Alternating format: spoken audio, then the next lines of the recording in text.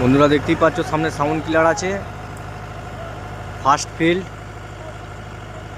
ও রোডের ওপাশে আছে বাপি সাউন্ড। তো কার সাথে কম্পিটিশানটা হবে এখন বলতে পারছি না। ডিজি স্টার্ট হয়ে গেছে অলরেডি, কিছুক্ষণের মধ্যেই চালু করবে। জগতের জঞ্জাল তোদের হঠাৎ সামনে দাঁড়িয়ে কলি যুগের মহাকাল আমি